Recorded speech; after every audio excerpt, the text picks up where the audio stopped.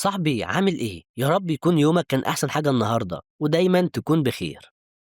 في الفيديو ده هنشوف الشاب الهندي ده واسمه راجو وهو بيضحي بمبادئه واقرب صاحب ليه، وبايع نفسه للاحتلال البريطاني وعايش خدام ليه. بس كل ده لسبب واحد بس، انه يحقق وصية ابوه اللي الاحتلال غدر بيه وقتله هو وامه وكل قبيلته. لكن راجو كان عنده استعداد يتنازل عن اي مبادئ في سبيل انه يقضي على الاحتلال ده، واللي عمله فيهم في النهاية محدش كان يتخيله.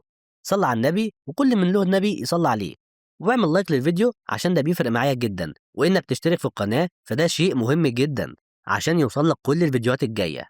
ويلا ننطلق. أحب أعرفك يا صاحبي باسم الفيلم بتاعنا، اسمه 3R، وأول R اختصار لكلمة ستوري. والقصة بدأت بالبنت دي واسمها مالي، وهي بتغني أغنية مشهورة عندهم، والست دي مش فاهمة حاجة بس هي فرحانة ومبهورة بيها جدا، لحد ما وصل جوز الست دي بعد ما اصطاد الغابة كلها، وشكله شخصية مهمة في البلد، وقالت له إنها عاوزة البنت دي عشان صوتها حلو. والراجل بكل بساطة ادى لأمها فلوس وخدوها منها، والأم جريت وراهم عشان تترجاهم إنهم يرجعوها، ووقفت العربيات، والعسكري كان هيقتلها لحد ما نزل الحاكم وقال له: انت اتجننت؟ انت عاوز تقتلها؟ انت ما تعرفش الرصاصه دي بكام؟ والست بطلت عياط وقاعده في الارض مزبهله من الحوار لحد ما فاقت بشجره على دماغها. وتاني ار اختصار لكلمه ذا فاير، يعني النيران، واللي كانت في مدينه دلهي، واهلها عاملين اعتصام عشان قائدهم مسجون، وكل الضباط مرعوبين من الناس الكتير ما عدا الوحش ده اسمه الضابط راجو، لحد ما واحد منهم رمى طوبة فجت في صورة الملك، والقائد قال أنا عاوز الواد ده، وما كانش فيه غيره ينفذ الأمر، وطار عليهم ونزل فيهم ضرب يمين في شمال، ما خلاش حد إلا لما ضربه يا ولاد الكلب، انا الوزير يا ولاد الكلب. لحد ما اتكتروا عليه ونزلوا فيه ضرب. بس على مين؟ قام لهم تاني ونزل فيهم ضرب لدرجة إن الناس بقت مش قادرة عليه فعلا، وطلع على البرج ووقع من عليه، وبعدها وقع من على الجبل ومسك اللي حدف الطوبة ودخل بيه ورماه تحت رجل القائد بتاعه، وخد عصاية ووقف يكمل مهمته، ولوحده قدر يفض الاعتصام. وبالرغم من كل ده ما تمش اختياره من ضمن الضباط اللي اترقوا السنة دي، واتضايق جدا بسبب كده. تالت ار اختصار لكلمة ذا ووتر، ووصل مندوب من القبيلة عشان يقول لهم يرجعوا البنت،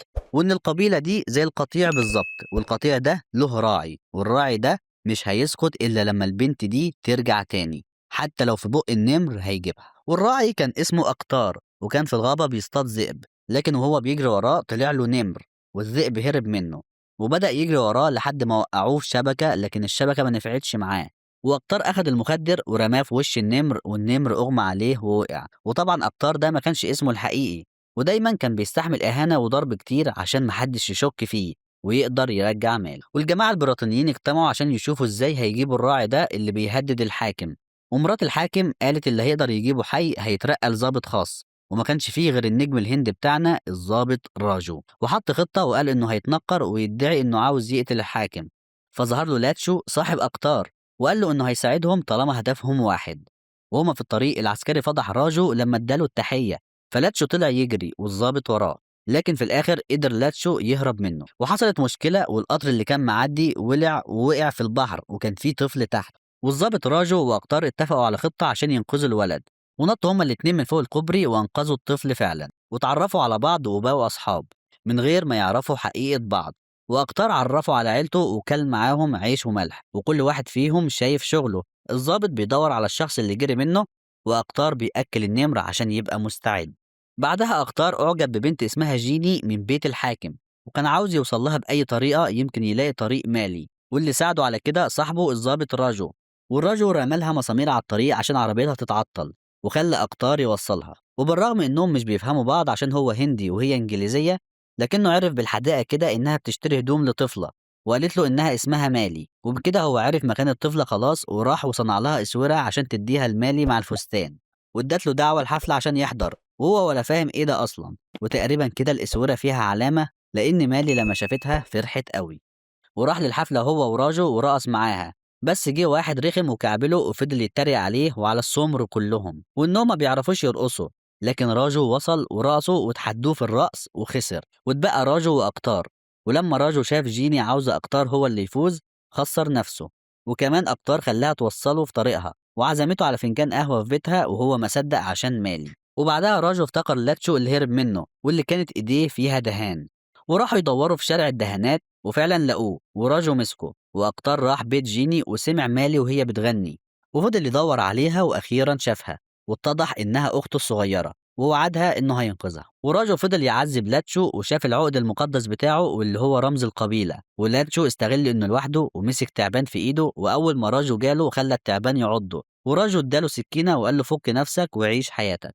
وبعدها طلع جري على أقطار، وأقطار شربه الدواء، وأول ما قلع العقد المقدس بتاعه راجو عرف إن أقطار هو المطلوب، لكنه مش قادر يتكلم من السم اللي في جسمه، وكان بيقلع العقد عشان يلبسهوله ويتقوى بيه، وخده على بيته وقال له أنت بدأت تتحسن أهو. وقبل ما يمشي اعترف لراجو وقال له إن اسمه مش أقطار، وإن اسمه بيم، وعرفه قصة مالي، وقال له إنه رايح ينقذها النهارده، ولو رجع هيقابله تاني، ولو مات هيموت وهو فخور إنه له صاحب زيه.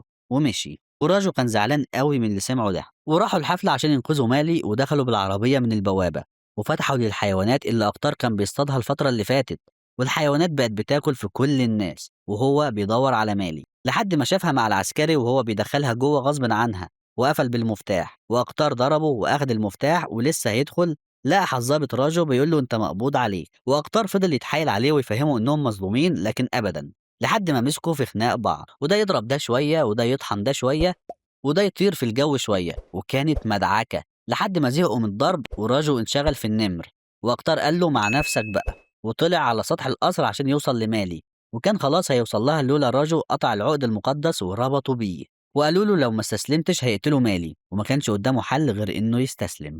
والظابط راجو اترقى لظابط خاص، وبقى يقدر يدخل لمخزن الأسلحة، وباين عليه إنه وراه قصة هو كمان. والقصة كلها إن باباه كان في الجيش البريطاني، وكانوا حكموا على واحد من قبيلته بالإعدام، وكان لسه هيتعدم بالرصاص، فجه الحاكم وحكى له قصة الرصاصة وإنها غالية وخسارة فيهم، واتعدم بالشاكوش، فقرر إنه يسيب الجيش ويهرب عشان ينتقم منهم، وبدأ يدرب القبيلة بتاعته على حمل البنادق، وكان من ضمنهم راجو. وفي ليلة راجو ضرب ببندقية باباه، وباباه اكتشف ده تاني يوم وكان لسه هيضربه، لكن سيتا صاحبته دافعت عنه وقالت له ان هي اللي اديته البندقيه وضرب بيها بشكل كويس، وخدته وورت له مكان الرصاصه.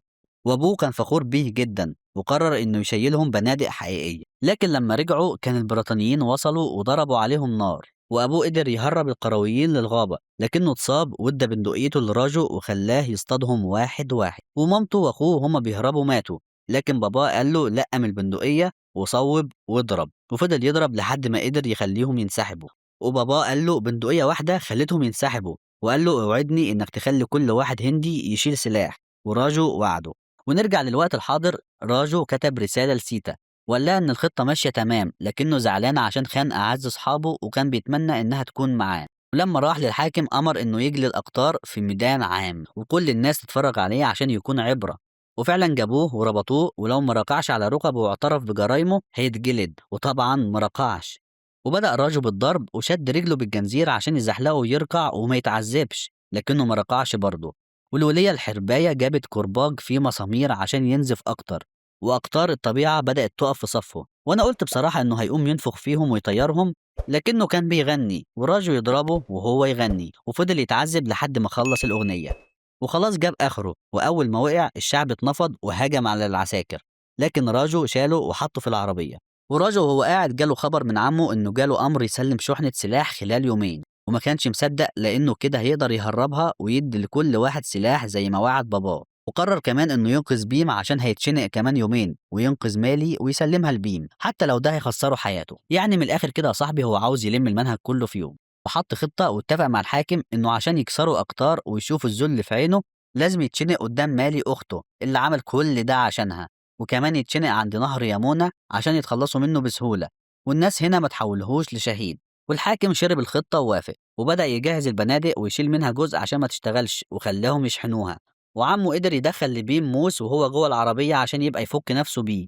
وهما في الطريق الحاكم اكتشف خطته لأنه كان في نخلة مكسورة في الطريق، وضرب العربية بالرصاص وراجو اتصاب، وبيم الناحية التانية فك نفسه وبدأ يضرب العساكر، وراجو جري ورا مالي عشان العساكر ما يلحقوهاش، لحد ما خلاص وصلت لبيم، بس كان في عسكري صلح بندقيته وهيقتل بيم، لكن راجو أنقذه، وبيم طبعا ما يعرفش حاجة فضربه ومرضاش يقتله، وراجو قدر يعطل العساكر لحد ما بيم ومالي هربوا، وطبعا اعتقلوه وكانوا مفكرينه هيضعف، لكن اول ما شافوه لقوه بيلعب رياضه، وقال لهم انتوا من حقكم تعملوا اللي انتوا عاوزينه، لكن مش من حقكم تتوقعوا النتيجة، فحبسوه في الانفرادي لكنه كمل لعب رياضة برضه.